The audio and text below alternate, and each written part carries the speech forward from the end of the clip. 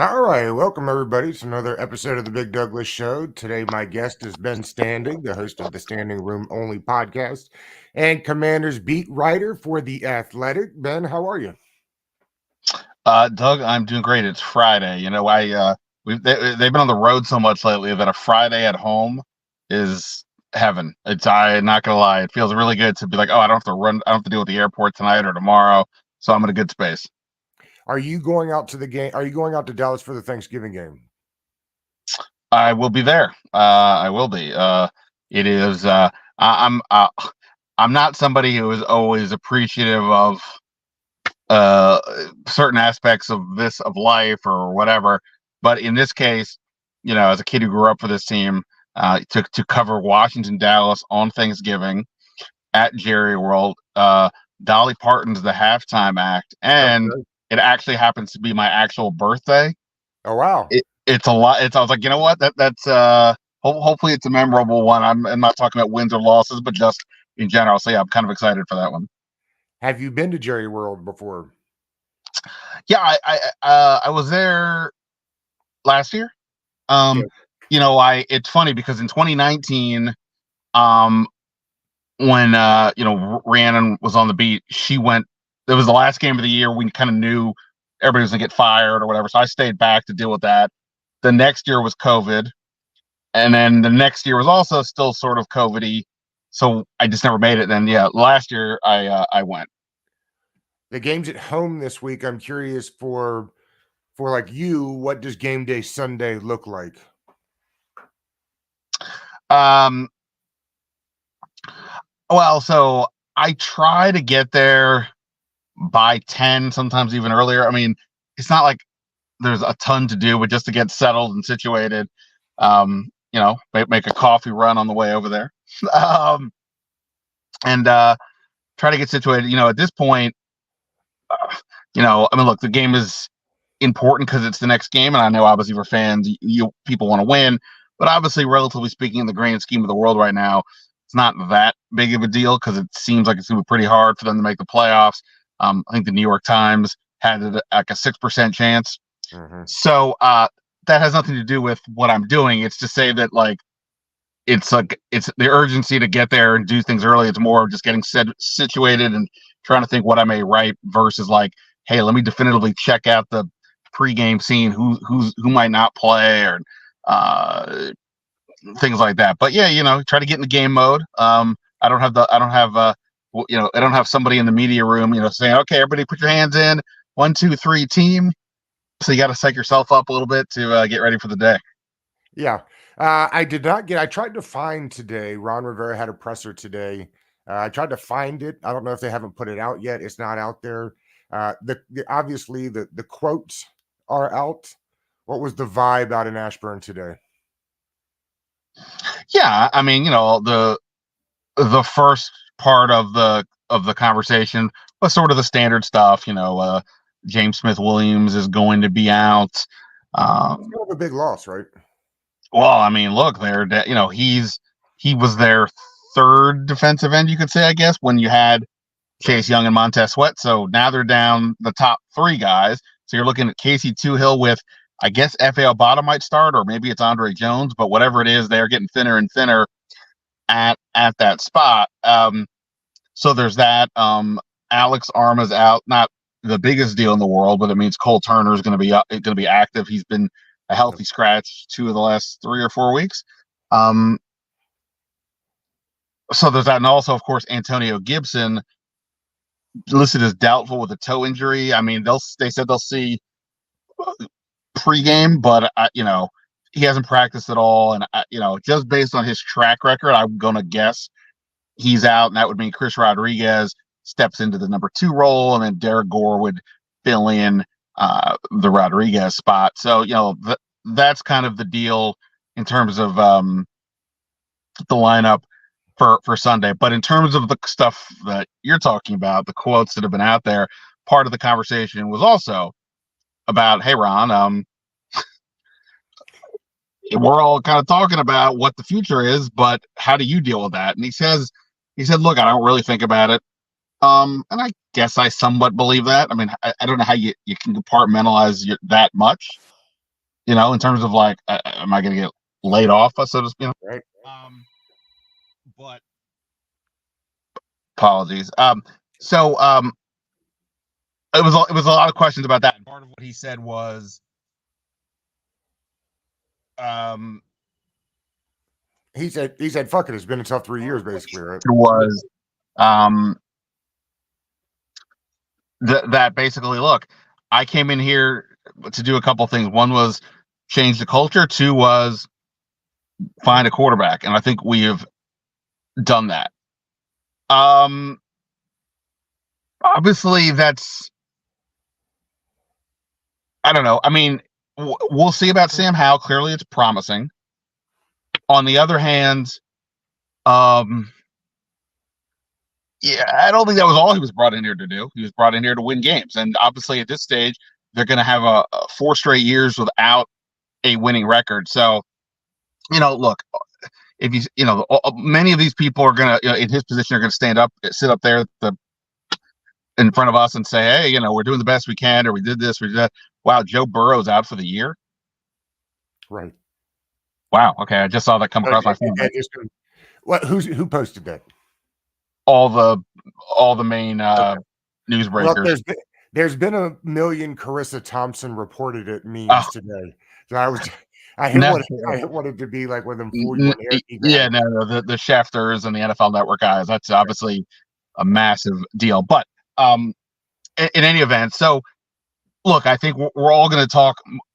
Clearly, the fan base, you probably have a better feel than even me, but like, clearly the fan base is over this. People want to make changes right now. I don't personally think it makes a ton of sense to make changes for a variety of reasons. Even if you're a very pro Eric Bieniemy person, I think the best thing for Eric Bieniemy for the franchise is to just keep working with Sam Howell, continue that, work on the offense.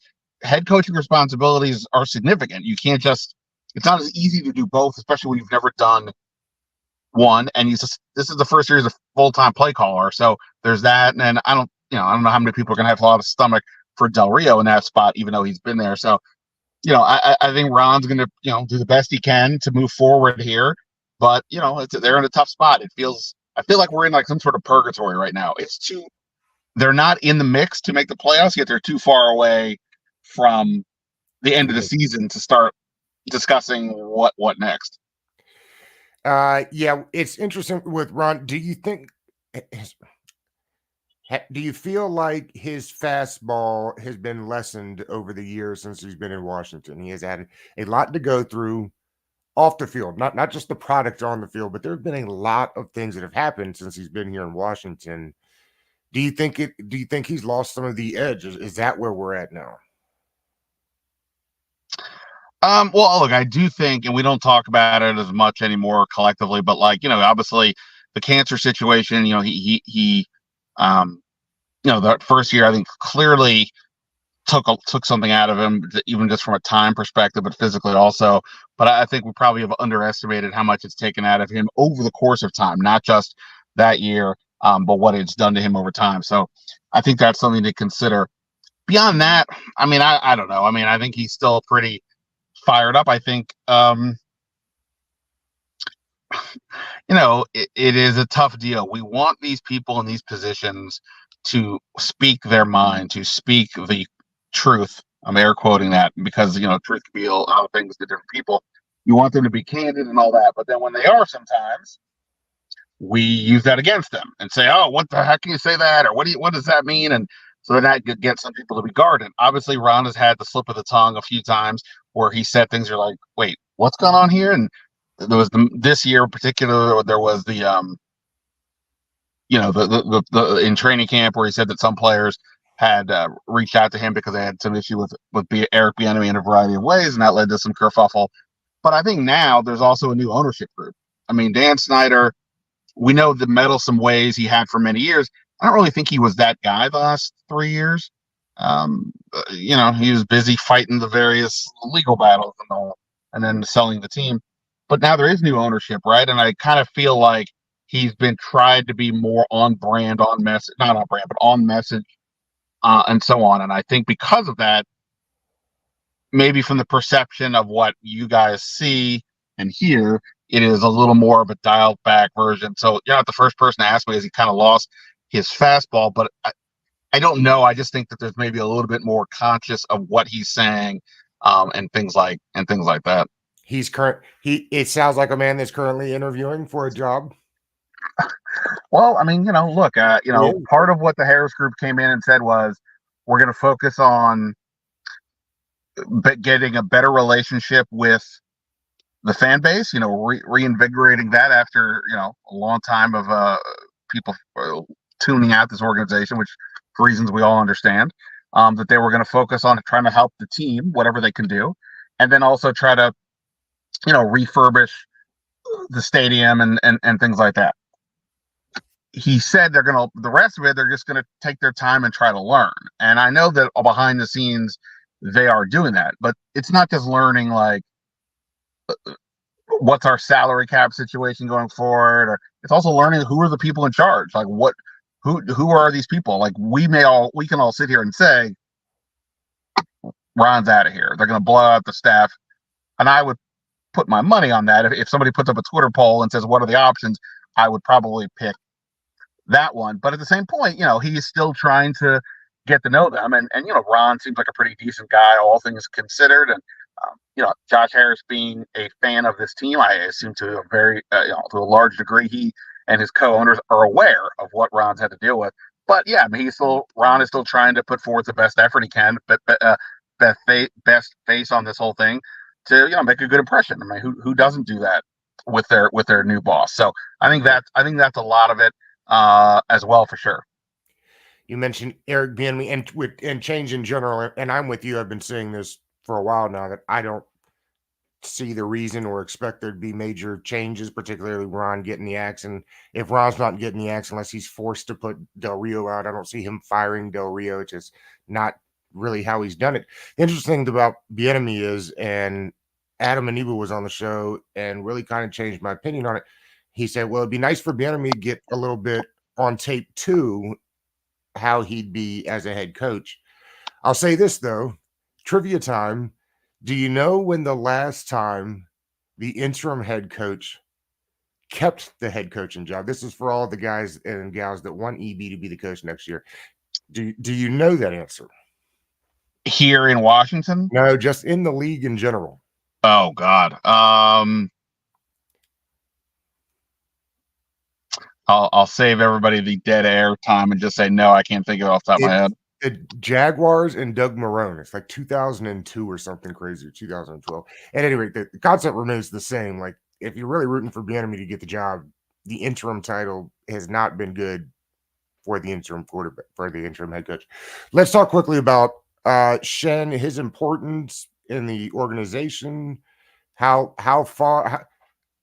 I don't think the fan base understands exactly what it is he's here for. I think he's going to have an important role. Did them hiring him first was because he's available, or that's simply how important he is to the operation?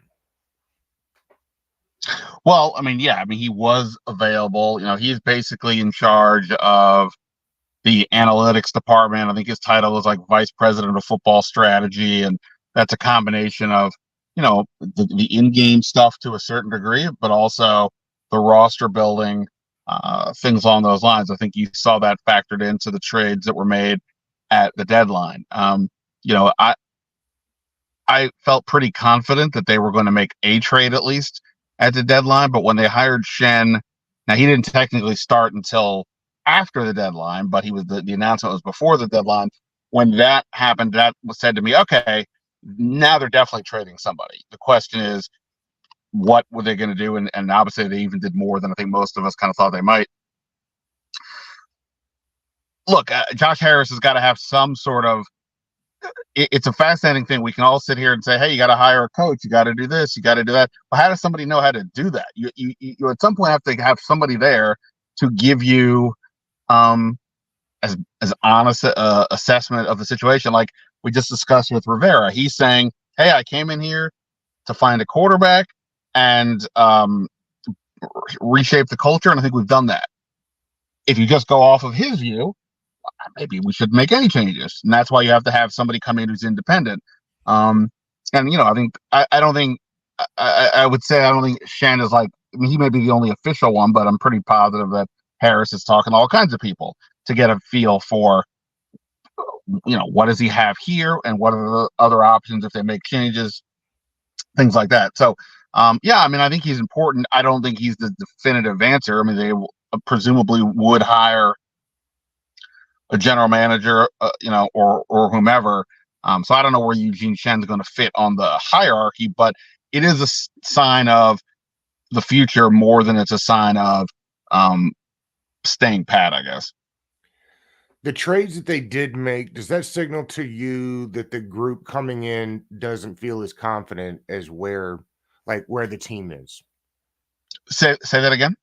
Did the trades give us any Uh, idea how the new feel about where maybe this team is at? If you think the team is close, you keep at least one of those guys, I think. yeah, so I think that um, so okay, so here's the thing. Like, look, like I remember, back when Josh Harris was, you kind of knew he was going to buy the team, and you're just like, wow, this guy who was willing to let the 76ers do the whole process thing, and that was the most extreme version of tanking we've seen, and this, that, and the other. And he's got this analytics background. He was coming into as clean of a slate as you really could hope for, I think, as an owner. I mean, they were going to have, or they have roughly 90 million in cap space. They have a coaching situation where they're not like stuck with this person what if they didn't want to be because of the contract. And Rivera has one more year after this, but that's not a big deal in these matters. You didn't have a bad quarterback contract. You really didn't have a lot of bad contracts. So like it was a pretty clean slate to start over. The question on some level was, okay, well, of that 90 million, how much are you going to use for your own people? And both Case Young and Montez Sweat were free agents, as we know. So if you wanted to keep one or both, that was going to cost you, at least for Sweat, over $20 million annually. I think Montez Sweat's a really good player, but I don't know that he is like some franchise altering player. I think the Bears are hoping for that, but we haven't seen that. And then they still have Allen and Payne who are still making a lot of money. So, could you have re-signed Montez Sweat? Sure, but the new owner is coming into this going, hey, I have not put my imprint on this. Would you rather have pay Montez Sweat, who was, I think, 27, all the money that the Bears just gave him, but the results for this team, not for Sweat, who's been a good player, but just the results have not really gotten you anywhere. And that's a lot of investment in the defensive line. Or start over, take that, what they're getting out with likely a high second round pick from the Bears, and go building from there with a contract, whatever they decide to do with it. That player's under your control for 4 years on a rookie deal. So I think that is where they came down there. And then the Chase Young part, I don't know. I mean, I think the best way to look at it is they had questions about his knee. I was told that they were looking for like a second and a fourth or a second and a fifth for him. But then when some teams took a look at the medical stuff, they decided, nah, that's too rich for us, and they ended up settling for what they got. I just think that was a sign of sort of the same thing. Like, if we keep Chase Young, probably have to re-sign him, but it could be more money than it's worth. Maybe we move on. And so I think that's what they just decided to do. It's kind of a refresh because of the new owner. Maybe it's different if Snyder is still here, but so I guess to your question that I'm sort of didn't really even get to, I don't necessarily know. I mean, I think we all realistic, right? They're not going anywhere this year. No. I mean, they weren't. Even the playoffs to me is not necessarily, it doesn't mean anything. I get people who get excited, but to what end? Almost every year they've made the playoffs forever, it's kind of limped in, or like we kind of knew they were not a contender. And this is a chance to sort of start over. It's the kind of thing I wish the Wizards had done several years prior, not just waited until it became like, well, we have no choice with Beal. So I think in that respect, it's a good move, but we'll see. I mean, ultimately, it's all a matter of what you do. A lot of this is hypothetical. It's ultimately a matter of what you actually do with all these picks and cap space. Assuming there's a new GM to do that, and you've mentioned that a couple of times, I agree with you. I think most of the fan base hopes that is what we'll do this year. We haven't, or this time around, is like actually set it up right, which surprises me, I guess, with all the smoke about Belichick, right? Because that would seem like the opposite of what they've suggested that the plan will be this go round. Would you care to comment at all on the Bill Belichick smoke? Right. Well, first, like, I don't think the coach centric thing is necessarily a problem. I mean, Kansas City has that. Seattle has that. Those are some of the groups that when Rivera came in, they pointed to and said, see, it works there.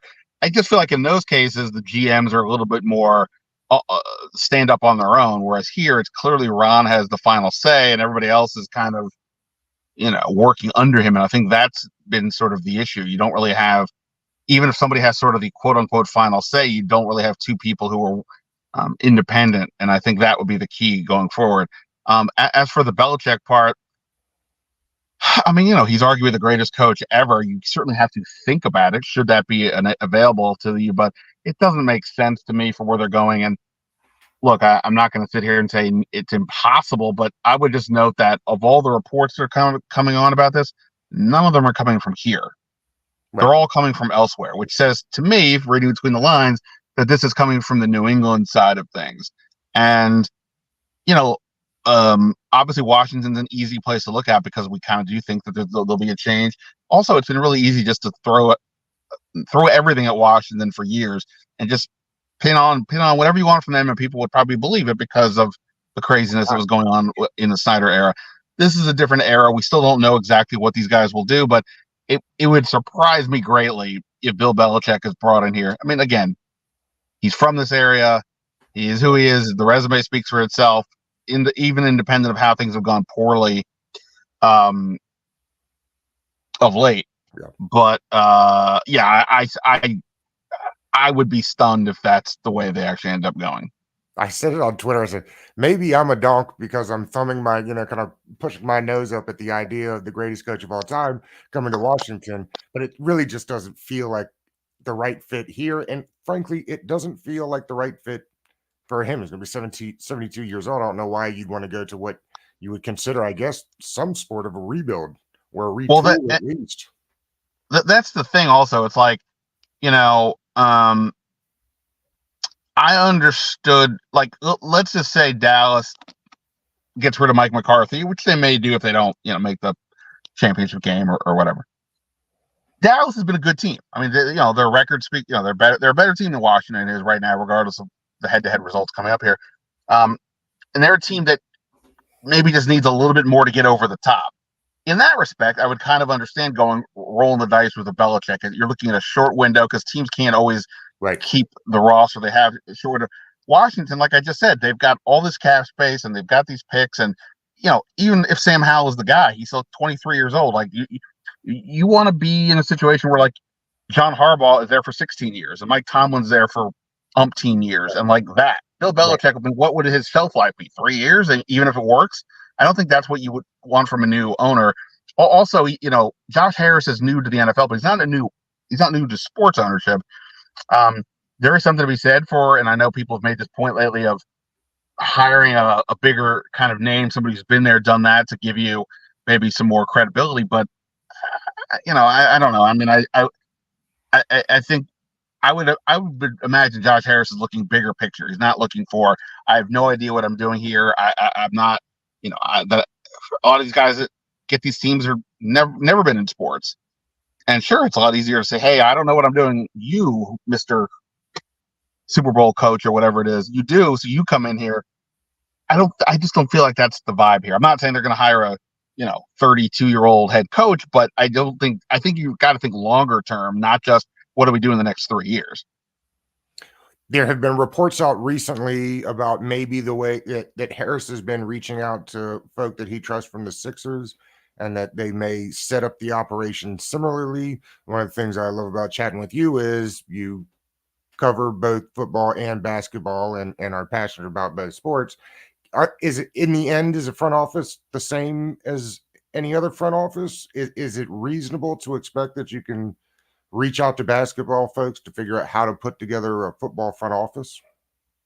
I mean, I think there's some basic tenets that make sense. I mean, a lot of it is just like leadership, things that apply to sports or Fortune 500 companies or mom and pop or whatever, right? I mean, it's, a lot of that stuff is universal to an extent.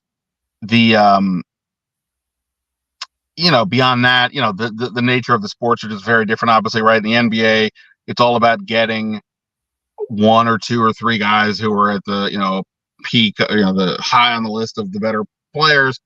Because in that sport, one player can make all the difference. In the NFL, other than the quarterback, you need a much more balanced team. It isn't just about the quarterback. So I don't think it's not an apples to apples scenario in that regard. But just in terms of basic philosophy and just how to run an organization, I think some of it certainly applies for sure. And I think Daryl Morey is the 76ers GM, but he's not just that. He's basically the face of sports analytics in this country.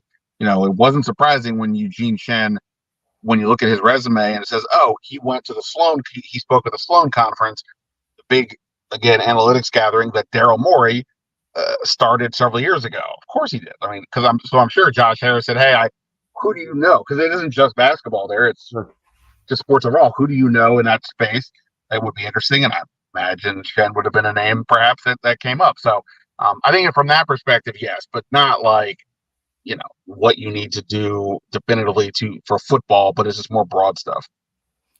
All right, we have not spent a ton of time on it because it's a game that doesn't mean too much. But what are you looking for this game? It was not a great game the first go round. Let's start here. Where are you at with Howe now? And can he do anything more to solidify his spot for next year? Like, you know what I'm saying? Like, obviously he can't show you that he can be some superstar in 1 year, at least I don't think. But I think he can show you enough to know that he's got the chops. Where are you with him right now? Yeah, no, I mean, look, he's been pretty impressive. I go back to 2022. I looked this up the other day. I think I did pre-draft. I always like to do these like choose your own adventure type of Mock drafts. Mock drafts, right? And the only and like Kenny Pickett was the first round pick, but at that point they already had Carson Wentz, so kind of figured they weren't going to take Kenny Pickett.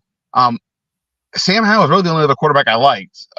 He was the only one I believe I had listed in one of the choose your adventure deals. So I liked him a lot, but look, he's still a 5th round pick. We can all sit here and say he would have gone higher. Well, he didn't. We can sit here and say they had a 2nd round grade on him, although they should have taken him much higher than the 5th round.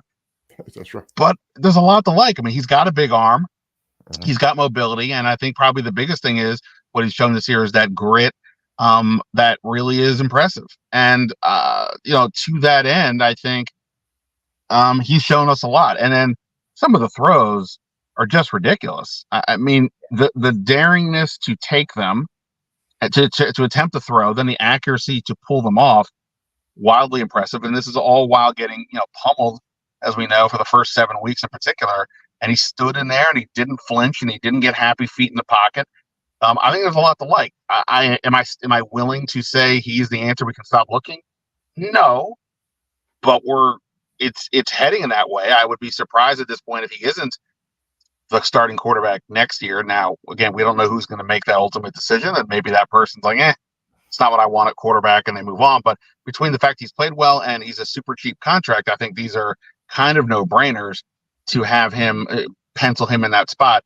So I think you can feel pretty positive about it. And I did a story a couple weeks ago about where is he now? Like a look at the quarterbacks around the league. And to me, he's definitively in the top 20. Now, partly that's because the bottom part of the league is kind of a mess for a lot of teams, but he's already done that much. And I think, look, the Giants game was, 4 weeks ago, and he was not good.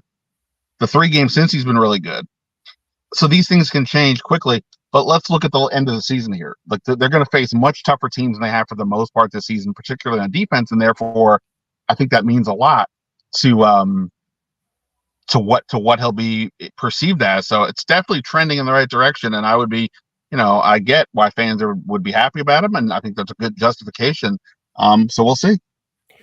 Last one. I know we started off this conversation kind of both agreeing that we didn't see major shakeups coming. If for some reason they really lay an egg here on Sunday, do you think it'd be enough to frustrate people to make moves? if they were to lose. Yeah. Well, look, I mean, obviously, like a lot of people, every time I tweet anything or about Rivera, like including today, almost every comment is move on, let's get out of here, start over. So you lose to the Giants, that would be right. That would be Particularly pretty this version of the Giants. right. It's not even Tyrod Taylor. We're talking about uh, you know, uh, a guy who's basically not played at all. So yeah, it would be a lot to take for sure. But like I said before, unless we start seeing a legit like player revolt, I just don't see the point of doing. And that is not the vibe in the locker room, right? No, I mean it's not. I mean, look, I think that we can say certainly some criticism of Rivera, but by and large, he has gotten his team to play for them, and they've largely stayed together. That's why they've constantly had these mid-season, late-season rallies. I just think this season they put themselves in too much of a hole. They had to take advantage. The schedule was easier earlier in the season, but you can't lose to the Bears like that. You can't lose to the Giants. And they just, what are they? They lost the Eagles twice, the Bills, and the Seahawks. Those are basically the four best teams they played. They unfortunately are a notch below that realistic playoff level. But now it's going to get much more tougher. You got 2 games against Dallas, San Fran, Miami, et cetera. So I don't, and earlier you said before about something about letting Bieniemy get some like head coaching on tape.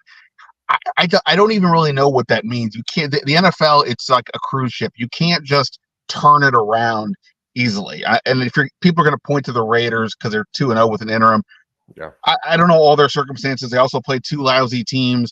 And again, if I'm somebody who wants Bieniemy to stay here in some capacity, just let him keep working with Sam Howell, because I do think Ron is right about this. It is all about the quarterback. And if Howell keeps progressing, Bieniemy is going to get a lot of credit for that, whether that's here or somewhere else. I think he will get credit. So just stay with that.